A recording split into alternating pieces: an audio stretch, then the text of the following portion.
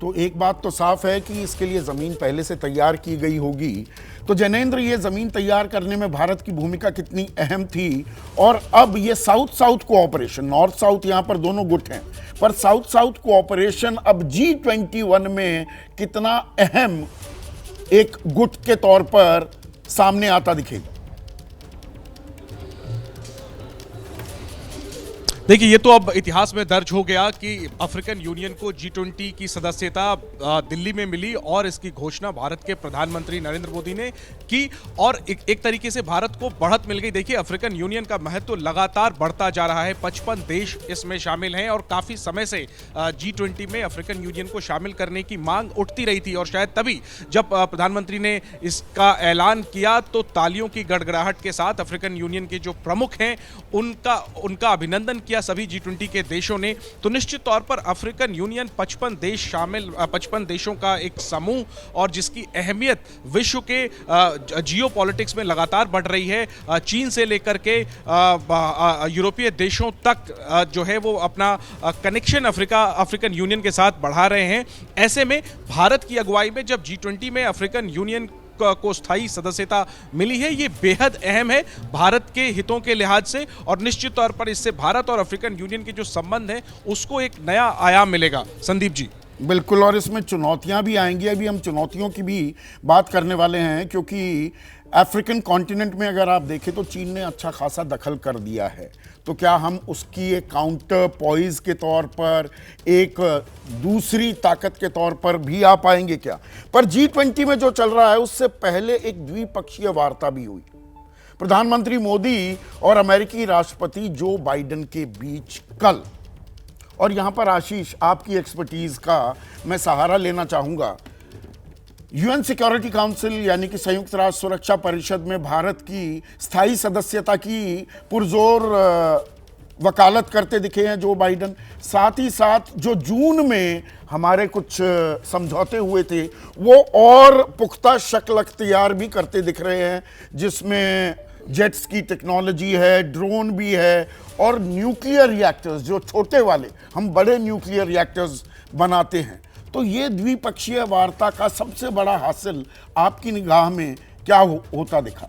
देखिए, ये बिल्कुल आप ठीक कह रहे हैं कि बहुत बड़े बड़े टेक अवेज थे, और आप जिसका जिक्र कर रहे हैं जो अलग अलग इश्यूज थे जो पहले डिस्कस हुए थे और उनको कैरी फॉरवर्ड कैसे किया गया, जिसमें तमाम सेक्टर्स इन्वॉल्व थे संदीप जी, उससे अलग थोड़ी देर पहले भी मैं इसका जिक्र कर रहा था कि जिस तरह से चिकन एंड एग जो WTO में मामला फंसा हुआ था भारत और अमेरिका के बीच में, उसका जो रेजोल्यूशन हुआ और उसके लिए एक सेपरेटली प्रेस रिलीज जारी करके ये इन्फॉर्म किया गया सभी को कि ये डिस्प्यूट सुलझा लिया गया है, वो अपने आप में इतना बड़ा रिफ्लेक्टिव मूव है कि अब WTO में जो संकट भारत और अमेरिका के बीच में थी वो नहीं होगी। ये बहुत बड़ी मैसेजिंग थी। यूएन सिक्योरिटी काउंसिल की आप बात कर रहे थे, देखिए ये जिस तरह से अफ्रीकन यूनियन को शामिल किया है प्रधानमंत्री ने इस G20 में सबकी सहमति से, बट ऑफ कोर्स एक बड़ा लाउड मैसेज ये भी तो दे दिया कि जो आप कल समर्थन कर रहे थे जो बाइडेन, अब यूनाइटेड नेशन सिक्योरिटी काउंसिल की परमानेंट मेंबरशिप भारत और उन देशों को भी तो दे दी जाए। जिस तरह से अफ्रीकन यूनियन को शामिल किया जा सकता है, G21 बनाया जा सकता है, वैसे ही UNSC को क्यों नहीं और एक्सटेंड किया जा सकता है। ये मुझे लगता है ये चीन को भी एक संदेश दिया जा रहा है, और चीन के रुख में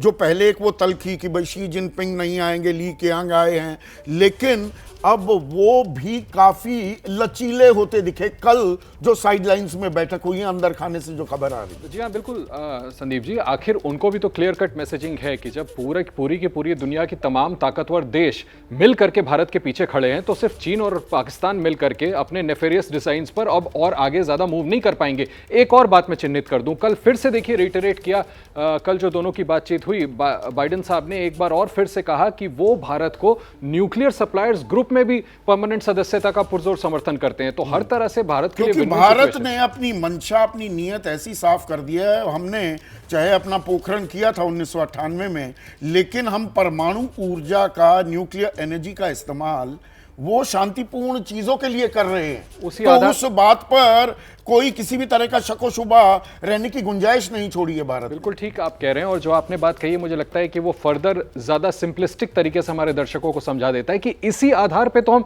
एनएसजी की मेंबरशिप की मांग कर रहे हैं, और जिसका कल समर्थन एक बार फिर से हमें अमेरिका के राष्ट्रपति की तरफ से मिला है। तो हर लिहाज से आप बिल्कुल ठीक कह रहे थे संदीप जी कि चाइना को क्लियर कट मैसेज है, और शायद इस वजह से ये गुड सेंस शुड प्रिवेल। उनको ये बात समझ में आनी चाहिए कि भारत की साउथ एशिया में कितनी ज्यादा मजबूती बढ़ती जा रही है। ऐसे में अगर वो इनलाइन आ जाए तो बेहतर, वरना भारत उनके सामने एक बड़ा काउंटर सुपर पावर तो बन ही रहा है। पत्रकारिता कोई इमोशन नहीं है, ना अपना कोई ज्ञान देना है और ना कोई विचार थोपना है। पत्रकारिता क्या है? पत्रकारिता का मतलब है सही जानकारी इकट्ठा करना और तथ्य बताना। पत्रकारिता आज जितने महत्वपूर्ण दौर में है, शायद पहले नहीं थी। इस दौर से निकलने के लिए सिर्फ सच दिखाने की जरूरत है, वो सच जो आपके हित को आगे रखे। इसलिए अब रात 9 बजे प्राइम टाइम नहीं होगा, ये आपका टाइम है। जगविंदर पटियाल के साथ देखिए पब्लिक इंटरेस्ट सोमवार से शुक्रवार रात 9 बजे सिर्फ एबीपी न्यूज पर। एबीपी न्यूज आपको रखे आगे।